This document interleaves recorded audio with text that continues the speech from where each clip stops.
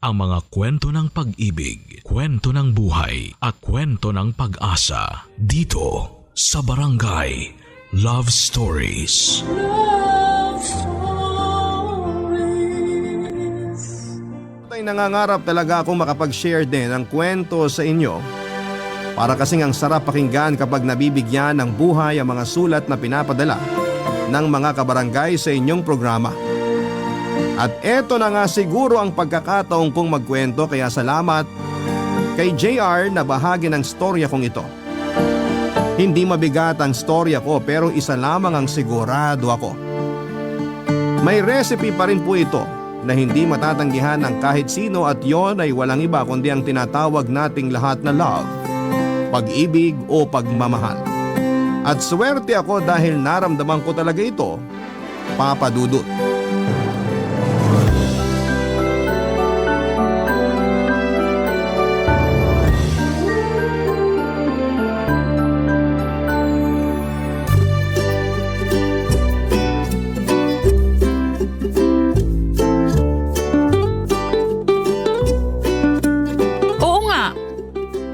Hindi ako pwede this coming Saturday. Maika, sino yung kausap mo sa telepono? Uy! Sige, susubukan ko ha. Pero di ko pinapangako. Marami kasi akong work. Minsan nga double shift pa ako sa dami ng pasyente. Uy! Sino nga yung kausap mo? Dan, teka lang ha. Ano ba, JR? Di maganda yung ganyan ha? Kita mo nang may kausap ako eh. Nagtatanong lang naman eh. Eh di kung sinagot mo agad ako, eh di hindi na uli nagtanong. Para yun lang. Sige na nga, labas na nga lang ako. O Dan, sorry ha. Kulit kasi nitong kapitbahay namin na bata eh. Oo sige, basta sasabihan na lang kita. Okay? Sige, bye. Hoy Maika, ano bang ginawa mo dun kay JR at nakabusangot yung mukha dun sa labas? Paano Nay? Ang kulit kanina eh. Kausap ko si Dan tanong ng tanong. Eh sino ba yung Dan na yan? Ibigan po. Eh niyayaya akong lumabas eh. Baka naman manliligaw mo yan ha? Aba Maika, tumigil-tigil ka muna. Ilang buwan pa lang nang lokohin ka ng Dante na yon, papasok ka na naman sa relasyon. O JR, buti at pumasok ka na uli. Ang init-init sa labas. Mainit nga po. Kaya pala kanina, kahit nasa telepono ka, yung ngiti mo hanggang tenga. Samantalang di ka naman nakikita ng kausap mo. Eh ano naman ang pakialam mo? Tsaka bakit ka ba sabat ng sabat dyan? Kala niya maganda siya. Bakit tingin mo gwapo ka? Oo naman. Maika, tumigil ka nga. Pinapatulan mo yung bata kung yun nga ang nakita niya sa'yo kanina eh. Naku Tita Linda, kung nakita niyo din po siya kanina, parang mapupunit po yung bunganga sa kakangiti. Eh di sana ngumiti ka din kung naiinggit ka. O siya, tama na yan. O JR, magmerienda ka muna nitong cake at juice. Salamat po Tita Linda. Buti pa po kayo mabait. Di tulad ng isa dyan. Diyan ka magaling sa pagkain kaya ka mukhang biik. Maika, tama na ha? JR, kamusta ang daddy at mami mo? Okay naman po. Busy po siya work. Hindi ka pa ba magkakaroon ng kapatid? Di ko pa alam eh. Kawawa naman magiging kapatid niyan. Aagawan lang niya ng pagkain. Maika! Yan, buti nga. Kami kasi nag-uusap ni tita si Sinit bigla. Saan po galing tong cake, Tita Linda? Kay Maika. Kay Dan po. Sigurong pangit nun. Bakit mo naman nasabi yun? Pangit din po kasi lasa nitong cake. Kaya pala malapit mo nang maubos, no? Sayang eh. Kung ako sa'yo, di ko sasagutin yung Dan na yan kapag nanligaw sa'yo. Cake pa lang bagsak na. Pero bagay siguro kayo. Pangit ka din naman eh. Muwi ka na nga. Tita Linda, uwi na po ako. Baka hanapin na ako ng mami ko. Pangit, uwi na ako. Pakisabi kay Dan, salamat sa cake kahit di masarap. Umuwi ka na nga, bansot na biik. Pangit ka naman. Biik! Pangit! Tama na nga yan. Bye, tita! Bye, biik! Papa Dudut, 11 years old lang si JR noon pero kung magsalita ay akala mo ay matanda. Kapitbahay namin siya at malapit siya sa nanay ko dahil sa totoo lang kahit makulit ay bibo talagang mag-isip. Kapag kausap mo nga siya ay hindi mo akalain na 11 years old lamang siya. Madalas kaming mag-asara ni JR at kung minsan ay talo ako dahil napipikon ako sa pambubuskan niya sa akin. Nakakalimutan ko kasi minsan na bata pa lang kausap ko. Hindi pwedeng lumipas ang maghapon nang hindi siya tumatambay sa bahay namin dahil na rin siguro sa nag-iisa siyang anak kaya naiinip sa bahay nila kapag kasambahay lamang ang kasama niya. Pero kahit napipikon ako sa JR na yon ay natutuwa pa rin ako sa kanya. Nasasabik kasi ako sa kapatid dahil isang anak lang din ako. Biik ang tawag ko sa kanya dahil mataba talaga si JR. Siya yung tipo ng bata na namimintog ang pisngi, malaki ang tiyan at XL ang damit. Mike naman lang ang tawag sa akin ni JR kahit na halos isang dekadang tanda ko sa kanya. Nasanay kasi siya at siguro ay dahil na rin madalas kaming nag-aasaran, pakiramdam niya ay kasing edad lamang niya ako. Sweet si JR kahit ganon. Lagi niyang tinatanong sa nanay ko kung dumating na ako galing sa trabaho. Kapag ginabi ako ng uwi kinabukasan ay tatanungin niya ako kung saan ako galing at magpapakwento pa, Papa Dudut.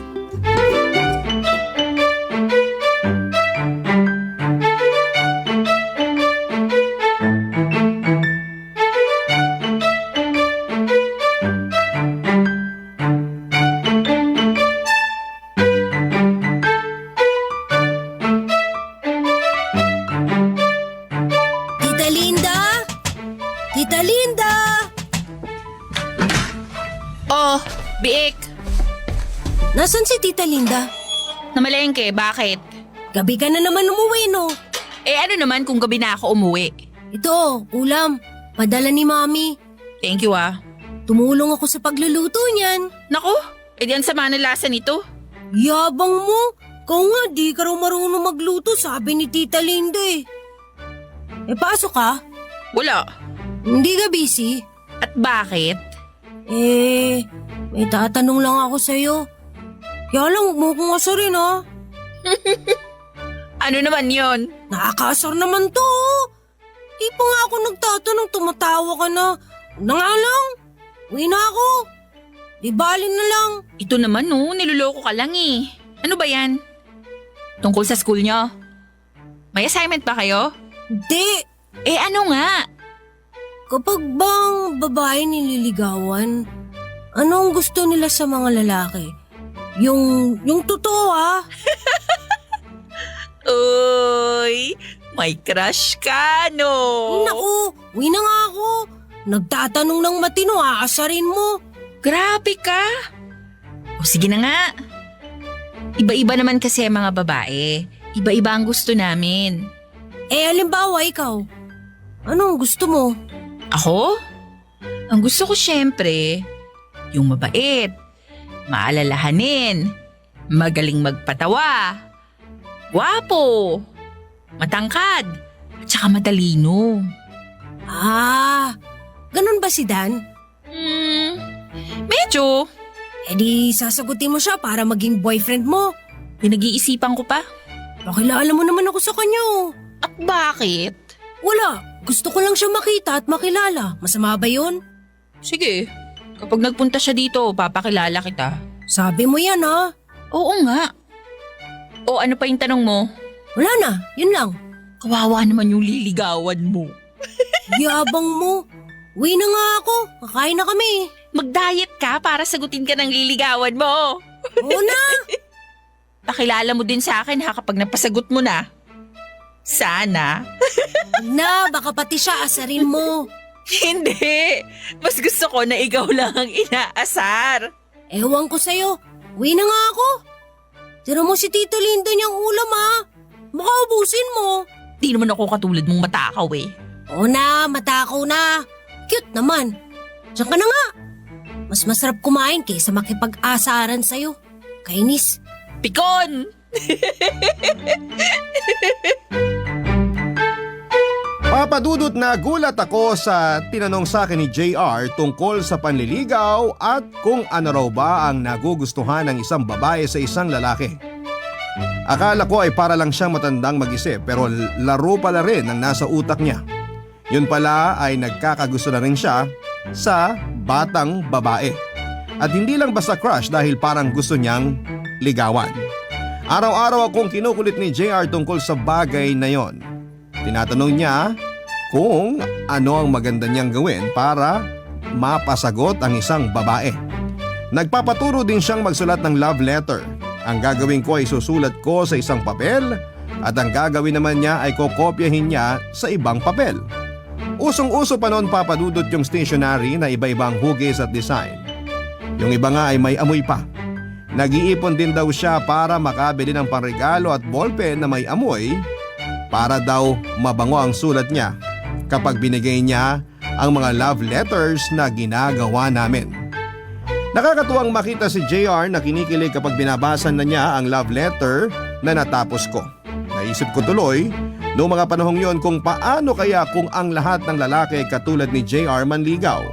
Paano kung ang diskarte ng panunuyo ng mga lalaki ay tulad ng style ni JR? Ako ay kinikilig kasi totoong-totoo siya. Walang ibang halong intensyon kundi ang masabi lamang talaga niya ang nararamdaman niya. Baka kung uso na noon ang salitang sana all ay nasabi ko na sa kanya ng mga panahong yon, papadudot dahil sa sobrang pagkakilig na nararamdaman ko. Barangay Love Stories. Barangay Love Stories. Ilang linggo pa ang nagdaan, papadudot, at parang nagkaroon na kami ng session talaga ni JR tungkol sa mga diskarte niyang panliligaw, pero ayaw pa rin niyang ipakilala sa akin ang babae. Kapag na lang daw napasagot niya sa kanya sa akin ipapakilala. Sinabihan pa niya ako na secret lang daw namin yon at huwag na huwag kong sasabihin sa parents niya at sa nanay ko. Tinupad ko naman yon dahil ayaw kong mawala ang tiwala sa akin ni JR kahit kasi malayo ang agwat ng edad namin, papadudot. Tinuturing ko naman kasi siyang kaibigan at hindi lang basta batang kapitbahay namin. Kahit na panliligaw na ang madalas naming pagkwentuhan, lagi ko pa rin pinapaalala sa kanya na darating din ang tamang panahon para doon. At yun ang dapat niyang hintayin. Pero syempre lahat naman tayo ay dumadaan sa ganong stage. Kaya para maramdaman naman niyang kaibigan rin niya talaga ako ay support pa rin ako sa kanya. Pero hindi pa rin nawawala ang kanyang kakulitan. At ang isa pang kinukulit sa akin ni JR noon ay ipakilala ko daw siya kay Dan na manliligaw ko. Gusto raw niyang makilala para matulungan niya akong magdesisyon kung sasagutin ko ba ang nanliligaw sa akin o hindi. Pero papadudot kahit na ilang beses nang pumupunta si Dan sa bahay, sinasadya kong huwag sabihin kay JR dahil sigurado kung aasarin lamang niya ako. At baka pati si Dan ay asarin niya at nakakahiya yon.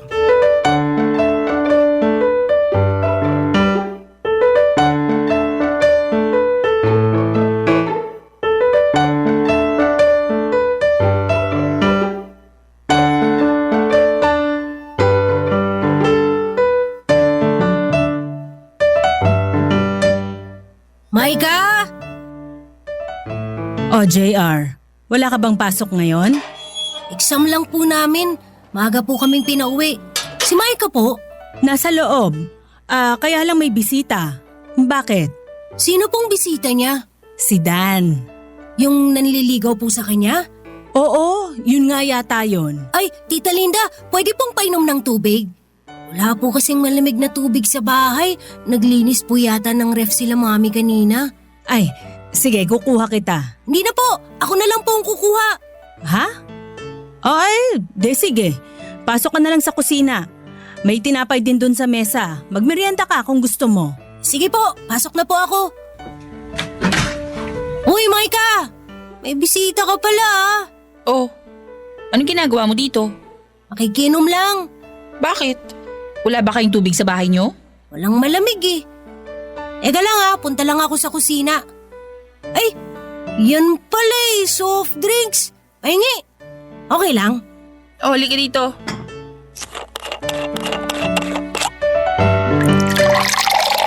Oh, to. Iuwi mo na yung baso. Sa inyo mo na yan inumin. Dito na lang. Papagalitan ako ni Mami kapag nakita akong miinom ng soft drinks eh. Eh, bawal pala sa'yo yan eh. Hindi naman, huwag lang sobra. Kaya dito ko na lang iinumin. Opo Sino siya?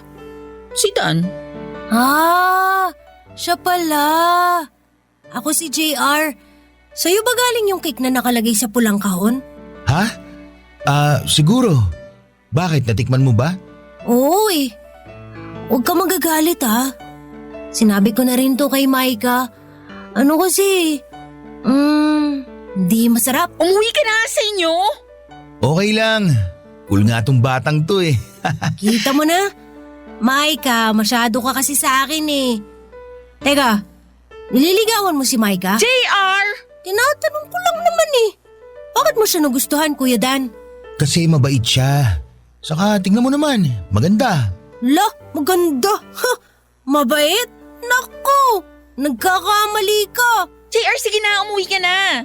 Sige na nga, sa kusina muna ako. May tinapay daw doon, sabi ni Tita Linda Sige, Kuya Dan. Sana magbago pa ang isip mo. Maika, tuloy na rin ako. O sige, ingat ka.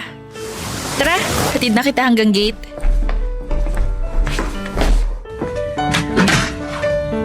Nay, uwi na raw po si Dan. Mauna na po ako. La, huwag muna Kuya Dan, bata ka pa. Mapagbiro ka rin pala Hindi joke yun, totoo yun. Ay tita, tuloy na po ako. O siya, sige. Mag-ingat ka, ha? Ingat ka, Dan. Bye.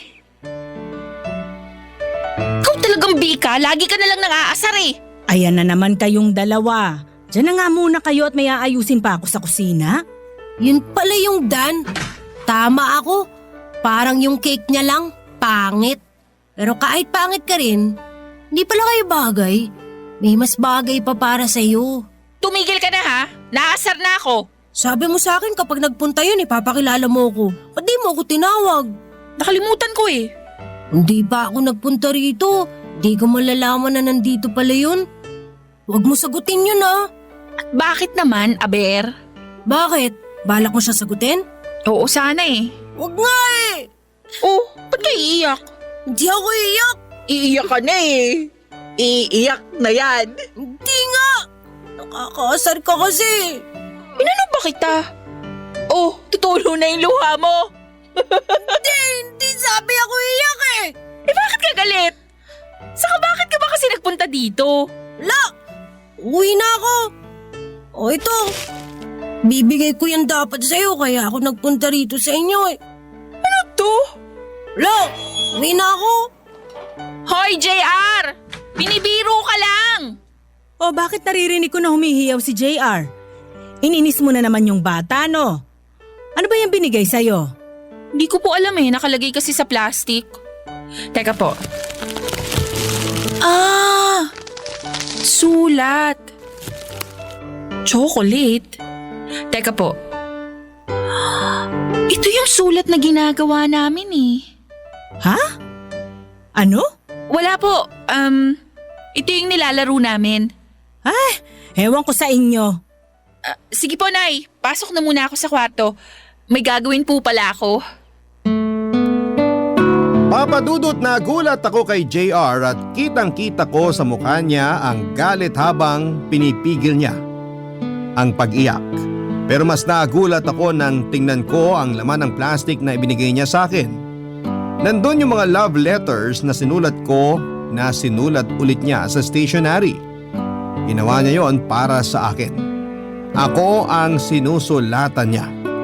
Nung una ay natawa ako pero habang binabasa ko ang sulat bago ako natulog ay bigla akong naawa kay JR.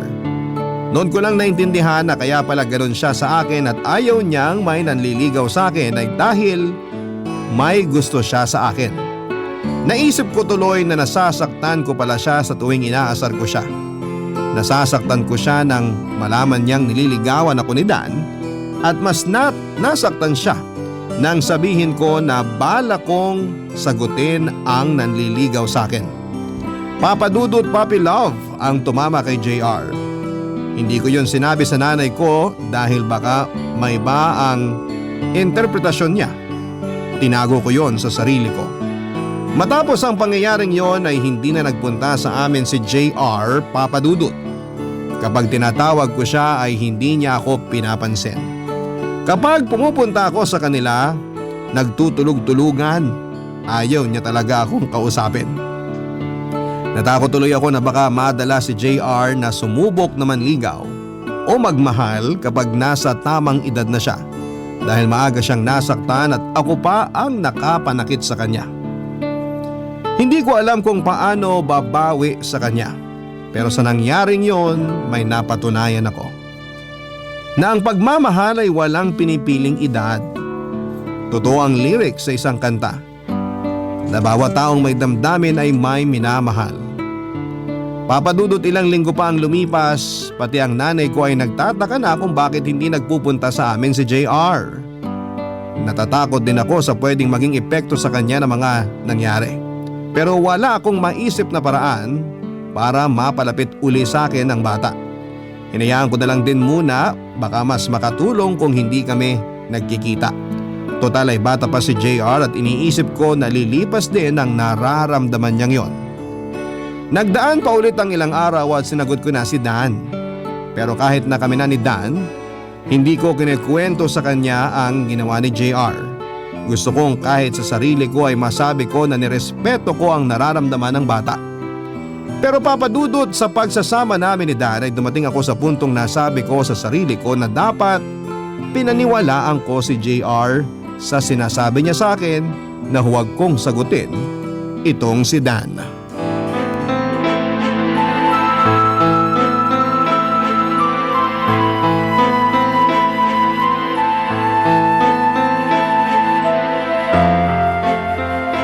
Dan, ano pa? Sinabi kong di pwede, di ba? Sabi mo mahal mo ako. Oo nga, pero Pero ano? Kung mahal mo ako, patunayan mo. hindi nga pwede. Bakit di pwede? Tayo lang naman dalawa dito. Wala nang nanay mo. Solo natin tong bahay, walang makakakita. Walang makakaalam. Basta ayoko, Dan. Tapos. Sige na, mag-iingat naman tayo eh. Akong bahala. Di pa ako handa. Isa pa, masyado pang maaga para gawin natin yung mga ginagawa lang ng mag-asawa. Sige na. Ano ba? Ayoko sabi eh. Si JR nasa labas. Ayoko sabi. Ayoko. Maika, bakit? Umalis ka na, Dan. Tita Linda! Ayoko sabi. JR, Binuksan ko na yung gate ha. Parang naririnig kasi kitang nagagalit eh. Anong ginagawa mo kay Maika? Bakit siya umiiyaw? may kailangan ka ba? Wala. Narinig kasi kita mula sa labas kaya pumasok ako. Loko kang bata ka. Aray! Bakit mo ako binatukan? Lumayas ka na nga, Dan. Pati bata pinapatulan mo. Malaki ka lang eh. Buisit. Buisit ka rin. Malis ka na raw. Di kayo bagay ni Maika. Pangit mo. Loko ka talaga. Gusto mo makatikim muli ng batok? Subukan mo para makatikim ka ng mag-asawang sampal. Gusto mo maghihiyaw ako dito at sabihin ko may ginagawa kang hindi maganda sa akin? Magsama kayo ng abnormal na yan. Diyan na nga kayo. Pangit! Alis! Nasaktan ka ba, JR? Okay lang. Totoo ba yung narinig ko? Na muntik nang may gawing hindi magandang pangit na yon? Oo eh. Buti nga dumating ka. Teka lang ah. Bakit mo ako iniiwasan? Wala. Yung mga sulat na yun, hindi sa'yo yan ah. Kapangalan mo lang yun. Ayos lang yun. Kaya lang, JR. Siguro naman maiintindihan mo ko kung sasabihin ko sa'yo na… Nabata pa ako? Na maliit ako at mataba? Hindi naman yung maliit ka at mataba. Pero bata ka pa talaga eh. Kaya wait ka lang muna. Eh, kapag tumanda na ako, Malay natin. Pero sa ngayon, kalimutan mo muna yan. Okay? Eh parang kapatid na kita eh. ayaw kita maging ate. Ano ka ba naman? Uwi na ako. Mag-ingat ka ah. JR, magkaibigan pa rin tayo ha. Sige. Bahala na. Uwi na ako. Biik! Oo. Biik pa nga ako. Baka kapag naging baboy na ako, magustuhan mo rin ako. Sige na. O JR, inaasar ka na naman ba ni Maika? Hindi po. Ikaw talaga, Maika. Minsan na nga lang pumunta dito yung bata. Sige po, tita. Uwi na po ako. JR! JR! Uy! Papa Dudut, laking pasasalamat ko kay JR sa ginawa niyang yon. Dahil kung nagkataon, tapos ang bataan ko dahil sa Dan na yon. Hindi ko maintindihan, Papa Dudut, pero sobra akong na-touch sa ipinakitang emosyon ni JR ng tagpong yon. Parang hindi bata ang kausap ko at kaharap ko, lalo na nang asaring ko siya ng biik at sinagod niya ako na kung sakaling maging baboy siya ay baka magustuhan ko din siya. Parang sinasabi na rin niya na handa siyang maghintay at hindi lang basta paghihintay yon, dahil alam namin na mahabang panahon ang ibig sabihin noon. Malayo kay Dan na nagmamadali, na gusto niya kaagad akong makuha sa paraan na gusto niya. Sana lahat talaga ng lalaki ay katulad ni JR. Sana lahat ng lalaki ay marunong maghintay. Sana lahat ng lalaki ay marunong rumespeto. Ang nasabi ko na lamang sa sarili ko noon, Papa Dudut, ay napakaswerte ng babaeng mamahalin ni JR pagdating ng panahon. Kung sakaling ganun pa rin ang treatment niya sa isang babae na nagugustuhan niya. Barangay Love Stories. Barangay Love Stories. Nagdaan pa ang ilang linggo. Oo, pumupunta na sa bahay si JR, pero para magdala ng ulam galing sa bahay nila, o di naman kaya ay kapag may inuutos sa kanya ang mami niya. Hindi na niya ako kinakausap masyado, pero pinapansin naman. Hinayaan ko na lamang na ganoon para makalimutan din niya ang mga nangyari, Papa Dudut. Alam ko naman na maintindihan niya ang sitwasyon dahil matalinong bata si JR, hindi nga lang siguro agad-agad, pero darating din ang panahon. Kapag nagkakasalubong kami, Papa Dudut, sa kalsada ay ngumingiti lamang siya pero hindi nagsasalita. Kung minsan naman ay napapansin ko na kapag malayo pa lamang at nakita na niya ako ay nag-iiba siya ng daan na lalakaran at magkukunwaring hindi ako nakita. Pero wala rin naman akong magagawa, Papa Dudut, hanggang isang araw, isang pangyayari ang hindi ko inaasahan.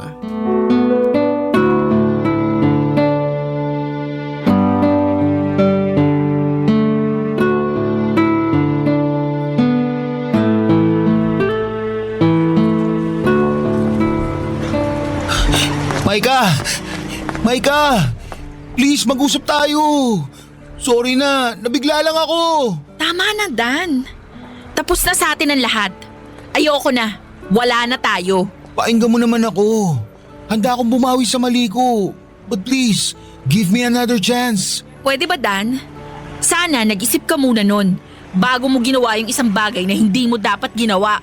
Nabigla lang ako. At paano kung mabigla ka uli? Uulitin mo na naman. Tapos hihingi ka ng sorry. Tapos paulit-ulit lang hanggang makuha mo yung gusto mo. Ay ka naman. Dan naman! Pwede ba? Isa pa nakakahiya. Nandito tayo sa kalsada. Habol ka ng habol. Tama na, ayoko na. Magpapaliwanag nga ako. Bigyan mo lang ako ng isa pang tsansa. Papatunayan ko na mahal talaga kita. Kung mahal mo ko, Dan, hindi mo gagawin ang bagay na ginawa mo. Please lang, wag mo na akong sundan. Pero Maika, mahal kita eh. Iwan mo ako, nasasaktan ako. Ayaw mo kasi makinig eh. Sinabi ko naman sa'yo na babawi ako sa'yo. Hayaan mo lang na maging tayo uli. Daig mo pa ang bata, Dan, ha? Buti pa si JR marunong makaintindi. Hindi tulad mo. Ang init na ng katawan, ang kitid pa ng utak. Huwag mo ko ikukumpara sa bake na yun, Maika. Biik? Oo, siguro kasi matabang bata. Eh ikaw, baboy. Dahil sa ugali at ginagawa mo. Diyan ka lang. Huwag ka na susunod. Kung hindi, hihiyaw ako. Maika! Maika! Oy, JR!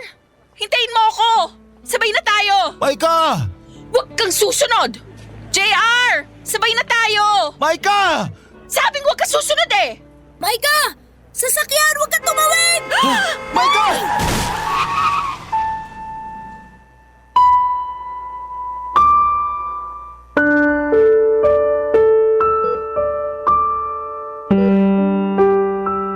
Maika, matulog ka naman.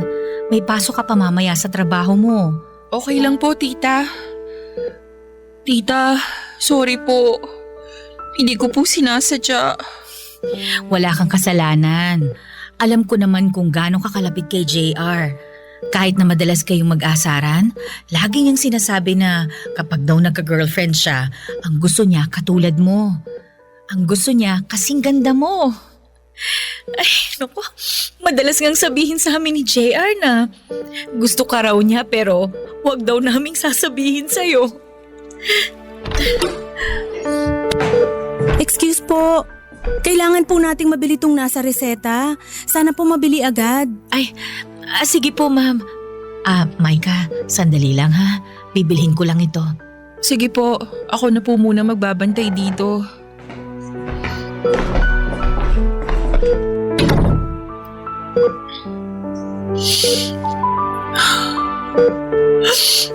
JR! JR! Uy! Biik! Kumising ka naman na! Di magandang pang-aasar yung ganyan ah! Thank you ha! Kasi naman masyado ka Gusto mo maging bayani lagi Kala mo naman matanda ka na. JR, ano ba? Huwag ka namang ganyan. Promise, gumising ka lang, hindi na kita aasarin. Gumising ka lang kahit anong gusto mong kainin, ililibre kita. Oy, kahit inaasar kita, mahal kita. Oy, JR! Maika, narinig ko yun. JR? Mahal mo ako. JR! Mahal kita, kaya ako ginawa yun Huwag ka masyadong magsalita. Pero kung ayaw mo talaga sa akin, okay lang. Mag-ahanap na lang ako ng kamukha mo. Tama na. Paglabas mo dito, dilibre kita lagi. Yung mga sulat ko, itago mo yun Kapag malaki na ako, basahin mo uli. Baka magustuhan mo na ako. Yung isipin mo muna, gumaling ka agad. Magpalakas ka. Huwag ka na umiyak. Pangit mo Ikaw nga dyan Ang sagwang tingnan ng bake na may sugat at benda.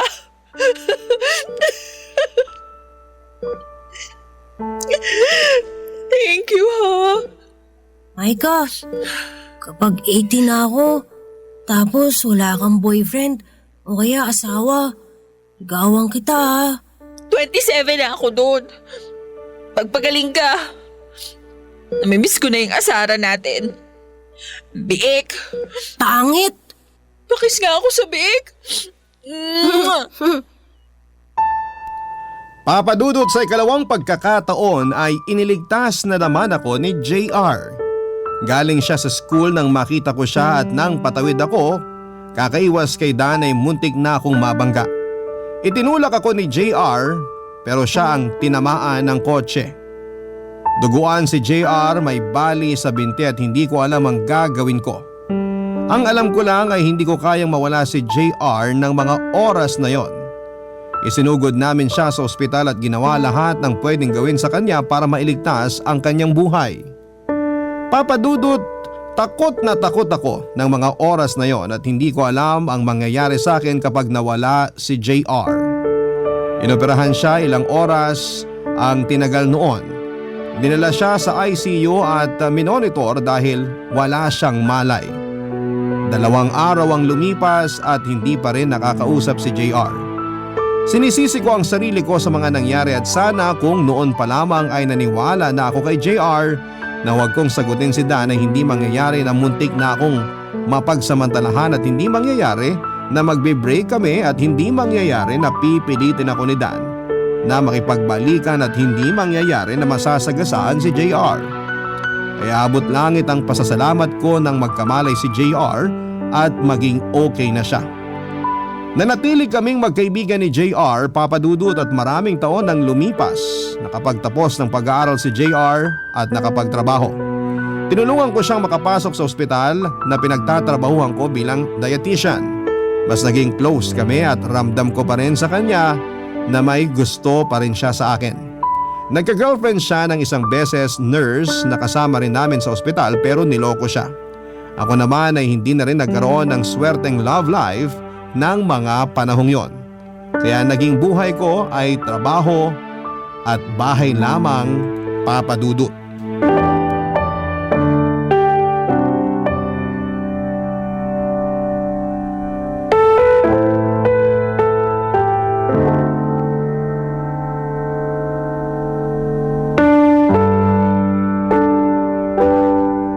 Mukhang pagod ka. Buti nga't nairaos na ang birthday ko eh. Oh Maika, nandun na yung mga iuuwi mo ha? Naipagbalot na kita. Thanks, tita. Oh, maiwan ko muna kayo dyan ni JR ha? At magliligpit pa ako. Tulungan ko na po kayo. Ay hindi na, dyan na lang kayo. Kaya ko na yon. Tara tita, tayo na lang dalawa. Ako na nga, sige na. Relax lang kayong dalawa. Sige po. Thank you ah. Saan? Sa gift mong relo. Sus, ang arte ha. Happy ka ngayong birthday mo? Debut mo, 21 ka na. Oo naman. Masaya ako. Masaya ako kasi nagpunta lahat ng mahalagang tao sa buhay ko. Masaya rin ako kasi regular na ako sa work. Ay nga pala, thank you rin pala sa iyo Ron ha. Wala yun. Kulang pa nga yun kung babalikan natin yung nangyari 10 years ago. Alam mo, sa totoo lang kapag naaalala ko yon, hindi rin ako makapaniwalang nagawa ko yun eh. Ako rin. Tapang mo ah. Siguro ganun talaga kapag mahalaga sa iyo yung tao. Willing kang isacrifice ang sarili mo. Sa edad mong yun, naisip mo na yun agad? Eh kasi, special ka sa akin. Alam mo, kung ngayon nangyari yon, baka inuntog ko sa muscle ko yung Dan na yun eh. Ang dami na ngang nag-iba sa'yo. Matipuno ka na. At medyo lumalim na yung boses mo. Alam mo, hindi ko akalain na magkakaganyan ang katawan mo. From biik to hunk. Lagi mo kasi akong inaasar na biik. Eh, kaya hindi ko na hinayaan na maging baboy ako paglaki. Pero ikaw, Pangit pa rin. hindi. Maganda ka pa rin. Bola. Totoo. Walang nagbago sa'yo. Katulad ng feelings ko for you. Walang nagbago. 10 years ago, nagpatulong akong gumawa ng love letter sa'yo. 10 years ago, umiyak ako kasi pinagtawanan mo ako. 10 years ago, nagdasal ako na sana bumilis ang oras para tumanda na ako. Kaya lang, habang tumatanda ako, nakikita ko may mga nakikilala ka rin. Sabi ko, baka wala na. Baka di talaga pwede. Sorry pero every time na nakikipag-break ka sa nagiging boyfriend mo, kahit papano, nagkakaroon ako ng pag-asa. JR. Tapos sabi ko, kapag wala ka pa ring asawa o boyfriend kapag nag-21 na ako, ibibigay ko sa ito. Oh, ito, Ano to? love letter. Na ako na mismo ang nagsulat. Hindi mo na itinuro. Basahin mo. Ngayon na? Oo, ngayon na. Para makita ko yung reaction mo habang binabasa mo. Okay. Dear Micah, medyo nakakakaba itong gagawin ko pero wala namang masama kung susubukan. Sa'yo ko naramdaman ang crush tapos naging puppy love. Hanggang sa habang tumatagal, alam ko sa sarili ko na true love na yon. Ayaw kasing mawala eh. Tapos… Anong tapos? Putulo. Tapos, nandito ako ngayon sa tabi mo. At aaminin na hanggang ngayon, ikaw pa rin ang gusto ko. Di na ako biik. Di rin naman naging baboy. Pero tumataba ang puso ko kapag kasama ka. Sana, bigyan mo ako ng chance. JR. Wala ka na sigurong dahilan unless ayaw mo talaga sa akin. Pero… Sige, ganito na lang. Tapusin na natin tonight. Tatanggapin ko kung ano ang sasabihin mo. Chance lang ang hinihingi ko sa'yo. Kaya, pwede ba kitang ligawan? JR. Yes or no? Yes, pero Pero ano? bakit may ligawan pa? Hinihintay lang naman talaga kita na sabihin sa akin yan. Di mo ba napansin? 2 years ago ang last relationship ko. At umaasa rin ako na baka may nararamdaman ka pa rin sa akin hanggat wala ka pang girlfriend. Totoo? Ayaw mong maniwala. Kasi Naniniwala ka na? I love you noon pa. I love you too. Sulit ang paghihintay ko. Thank you. Ito ang pinakamagandang regalo na natanggap ko. Salamat. Mahal na mahal kita. Papa Dudut, pwede palang mangyari na kahit malayo ang edad ng dalawang tao ay pwede kayong maging matalik na magkaibigan. Marami kayong matututunan sa buhay. May mga bagay kasi na hindi nakikita ng mga matatanda na mas malinaw sa mga bata. May mga bagay na naiintindihan ng mas matanda pero mas nakakaunawa pala ay ang mas bata. 33 years old na ako at si JR naman ay 24 years old, Papa Dudut. Kami pa rin ni JR hanggang sa ngayon at nag-propose na rin siya sa akin. Mukha naman akong bata kaya hindi naman ako naiilang kapag magkasama kami. Kung paano yon nangyari ay hindi ko rin po alam. Ang malinaw lang sa amin ay totoo ang nararamdaman namin sa bawat isa. Masaya kaming magkasama dahil nagsimula kaming magkaibigan, nag-aasaran at ngayon ay 2 taong totoong nagmamahalan. Papa Dudut, maraming salamat po kung mabibigyan ng pagkakataon na mapili ang kwento kong ito. Para naman sa mga nakikinig, wala talagang imposible kapag puso ang nagsalita. May sarili siyang lengguwahe na hindi kinakailangan ng edad at karanasan para magkaintindihan, basta wait ka lang. Ang inyong forever kapuso at kabarangay, Micah. Kwentuhan naman tayo dito sa comment section.